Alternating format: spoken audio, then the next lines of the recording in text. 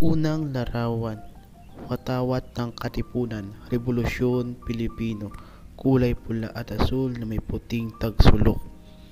Sa loob ng tagsulok ay may araw at may 8 sinag at 3 bituin, sumisimbolo ng mga unang lalawigan na nag-alsa laban sa Espanya.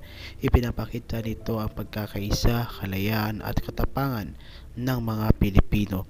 Ito ang unang bersyon ng pambansang watawat na kalaunay naging modelo ng kasalukuyang watawat ng Pilipinas. Ikalawang larawan, ang watawat ng hukbong revolusyonaryo sa Ilocos o Cavite. May asul na bahagi na may mga bituin at pulang bahagi na may mga espadang kampilan. Sumisimbolo ito ng laban at tapang ng mga Katipunero. Ang mga espada ay tanda ng paghahandog ng buhay para sa bayan. Ikatlong larawan, watawat ng 1st Montana Infantry Amerikano. Ginagamit noong panahon ng digmaang Pilipinong-Amerikano noong 1899. May nakasulat na Manila, February 4 at 19, petsa na nagpagsiklab ng digmaan. Ipinapakita ang pagkakahalo ng mga elemento ng watawat ng Pilipinas at Amerika bilang tanda ng panahong iyon ng labanan. Ika-4 na larawan, watawat ng isang unit na katipunan, maaari mula sa Luzon.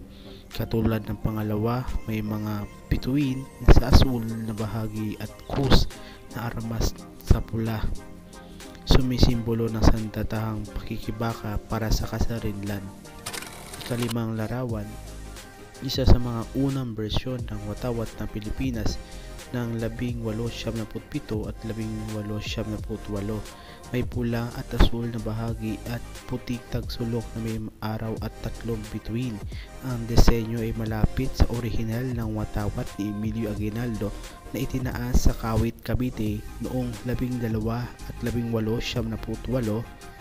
Ika-6 na larawan, isa pang lumang bersyon ng watawat ng Pilipinas. May pula sa itaas at bughaw na ibaba at puting tagsulok. Simpleng disenyo ay nagpapakita na pagbabago sa pagkakakilanlan ng bayan bago tuluyang maaprubahan ang opisyal na watawat. Ika-7 larawan, ang watawat ng revolusyonaryong lalawigan, halimbawa Batangas o Cavite, puting tagsulok na may araw at 3 bituin. Mga bituin at araw ay bahagyang naiiba sa hugis, tanda ng lokal na paggawa ng mga watawat noong revolusyon. Ibinapakita nito ang malikhain at mapagmalasakit ng diwa ng mga Pilipino. 8 larawan, watawat ni Gregorio del Pilar o bandila ng mga pulang revolusyonaryo, kulay pula at itim na may bungo at 2 gulok, kampilan, simbolo ng kamatayan at sakripisyo para sa kalayaan. Ang araw at bituin sa itaas ay tanda na pag-asa sa tagumpay ng revolusyon.